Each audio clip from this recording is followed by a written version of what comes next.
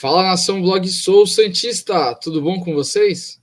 Bom, pessoal, bora para mais um pré-jogo de Santos e Palmeiras, Palmeiras e Santos, jogo que será amanhã, no caso, porque estou gravando sábado, será amanhã, dia 28 de janeiro, às 6 da tarde, no estádio Allianz Parque, com transmissão da Record TV e do Paulistão Play na internet, válido pela terceira rodada do Campeonato Paulista, e o árbitro é o Rafael Claus. Então, clássico da saudade. Vamos falar primeiro do Palmeiras, vamos fazer uma retrospectiva de ver como veio o nosso adversário após a temporada passada. O Palmeiras viveu um ano de muitos títulos em 2023, começou o ano sendo campeão da Supercopa do Brasil contra o Flamengo, após ter se classificado sendo campeão do Brasileiro em 2022. No Paulistão foi campeão quase invicto em cima do Água Santa. No meio do ano chegou a viver um momento de crise, após falta de reposição de peças que saíram e eliminação nas quartas da Copa do Brasil pelo São Paulo e na semifinal da Libertadores pelo Boca Juniors. No final do ano conseguiu superar a concorrência em um dos campeonatos mais apertados da história dos pontos corridos e se sagrou campeão. Agora de contrato renovado até 2025, o técnico Abel Ferreira, que é o técnico há mais tempo em um time no futebol brasileiro, desde meados de 2019, busca consolidar ainda mais o Palmeiras entre os times mais fortes do país. Na janela de transferências, o Palmeiras fez apenas alguns ajustes, né? Normalmente os times que estão mais consolidados não mexem tanto. Das chegadas, o Palmeiras teve o lateral Caio Paulista, vindo do São Paulo, o volante Aníbal Moreno, vindo do Racing, um dos destaques da Liga Argentina, e o ponta Bruno Rodrigues, vindo da Tombense, mas que fez o Brasileirão pelo Cruzeiro. Saíram do time o volante Jailson, e os pontas Arthur e Kevin. Bom, agora conhecido melhor a temporada do nosso adversário, vamos ver como é que está o retrospecto recente comparando os dois times, né, Palmeiras e Santos. O Palmeiras, ele vem de empate e vitória no campeonato, né? A primeira rodada empate, a última foi vitória que foi por 3-2 em casa contra a Inter de Limeira, em que os gols foram marcados por Rafael Veiga 2 vezes e Rony. A chave da vitória foi a concentração dos mandantes, no caso o Palmeiras, que viraram o jogo mesmo sofrendo um gol aos 4 minutos de jogo. Depois da virada ainda sofreram um empate e desempataram no finalzinho, sempre mantendo a consistência. No geral, o Palmeiras controlou o jogo na posse e nas finalizações, mas sofreu alguns sustos jogando contra o Inter de Limeira em casa. Já o Santos é o único time 100% do campeonato e é o líder geral do campeonato, além de ser líder do seu grupo. Venceu seus 2 primeiros jogos e vem de vitória em casa contra a Ponte Preta por 3-1, em que os gols foram marcados por Juliano 2 vezes e Júlio Furti.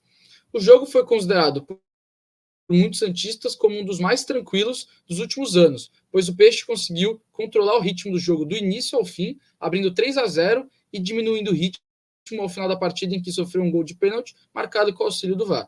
O Santos demonstrou muita confiança para dominar o jogo e armar jogadas, mesmo com as condições atmosféricas nada favoráveis. Para quem não viu o jogo, estava chovendo muito aqui em Santos, e inclusive uma salva de palmas, né, para o gramado do Santos, que tem uma drenagem fantástica, permitiu que o jogo corresse sem problemas.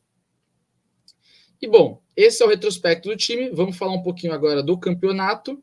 Então a situação é a seguinte: o Santos é líder do grupo A, com 6 pontos. A Portuguesa é a segunda colocada, seguido de Ituano e Santo André.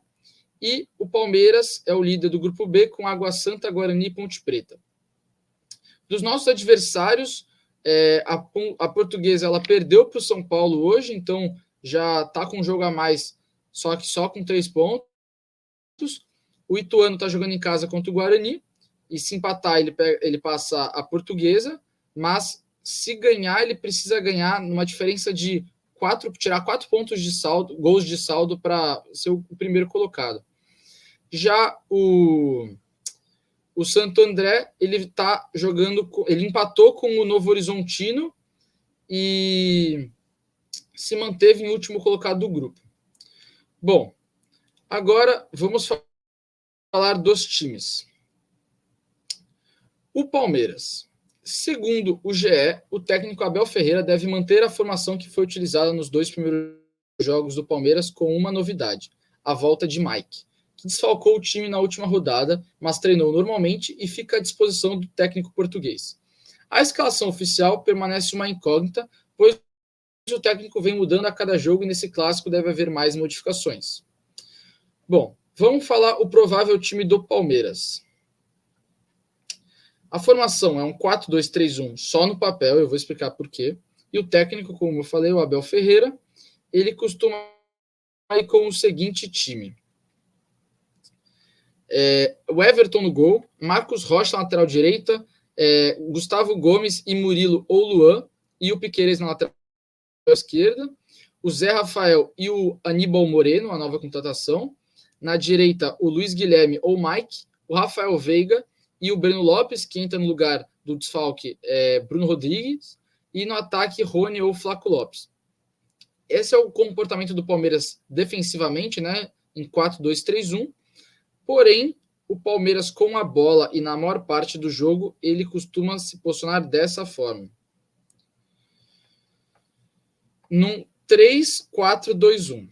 Então, eu vou explicar para vocês. O Palmeiras ele joga formando uma linha de 3 na saída, com o Marcos Rocha jogando como um zagueiro e o Piquerez jogando como um ala esquerda. O Aníbal Moreno se torna o 5 desse time e o Zé Rafael ganhou mais liberdade para atacar.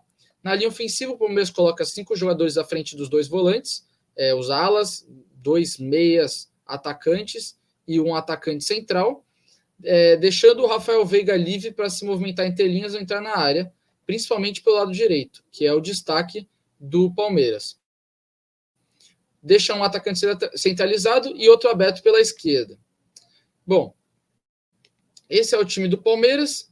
De desfalques, você tem o Endrick na seleção olímpica e o Dudu e o Bruno Rodrigues lesionados. Agora vamos falar do Peixão. O Santos, que também, segundo o GE, o técnico Fábio Carille deve manter a escalação dos últimos 2 jogos, que deu ao time o 100% de aproveitamento. O volante Rincon, que também é cotado como possível alteração desse time, pode aparecer nesse jogo. Contudo, por ser um jogo contra um time mais forte, fora de casa e com gramado sintético, que vem causando várias lesões nos últimos jogos do Palmeiras, não se descartam alterações mais drásticas para esse jogo. Bom, o provável Santos, né, como eu falei, deve se manter a escalação. Então, é no 4-2-3-1, do técnico Fábio Carille, com João Paulo, Aderlan, Gil, Joaquim, Felipe Janta, João Schmidt, Diego Pituca, aí Pedrinho, Juliano e Guilherme, e no ataque Júlio Furt. Agora, com a entrada do Rincon, o time fica dessa forma. Então, basicamente, o Santos vem jogando num 4-2-3-1, com posições bem definidas e algumas pequenas variações. Os laterais, às vezes, aparecem no meio para receber e abrem espaço para o zagueiro passar direto para o ponta. Os volantes trocam bastante de lado, então eles invertem toda hora, um está na esquerda, um está na direita, até porque os dois são canhotos. E o meia Juliano joga como segundo atacante atrás de Júlio Furt. Defensivamente, pode-se notar a atuação de Guilherme ajudando muito na recomposição pela esquerda e auxiliando o Felipe Janta, além do time pressionar bastante o adversário para recuperar a bola pós-perda o mais rápido possível. Porém, como citei antes, o comportamento do time para esse jogo ainda é um mistério, dadas as condições. Com a entrada de Rincon, o meia Juliano deve passar para o lado direito e o Pituca deve ficar mais avançado. Nesse caso, os contra-ataques devem ser puxados por Guilherme por ter mais velocidade e vigor físico. E o Juliano, nessa situação, pode acabar ficando um pouco sacrificado ofensivamente. Talvez ele utilize essa formação para preencher mais o meio de campo, utilizando 4 jogadores de meio campo e apenas 2 no ataque. Bom, pessoal, essa é a minha análise para o jogo. Primeiramente os desfalques do Santos, desculpa. Nós temos o Jorge, o Zabala, o Alisson, o Sandri, Jair e Alex lesionados, o Morelos voltando de recondicionamento, e o Zanocelo e o Basso, que foram inscritos, devem estar de saída por empréstimo, o Zanocelo para o Estoril e o Basso para o Arouca. Bom, pessoal, então essa é a minha análise do jogo. Minha análise é de um Palmeiras favorito, mas um Santos que não deve se subestimar. Acredito em um jogo que deve ser bastante estudado pelos 2 times e que deve prevalecer a confiança e a capacidade de explorar as fraquezas do time adversário. Bom, Espero que vocês tenham gostado deste pré-jogo. Se gostou, curte, compartilha. Se inscreve no canal Blog Sou Santista e se torne membro para participar de um grupo de WhatsApp com outros membros. Eu vejo vocês no próximo pré-jogo. Tchau.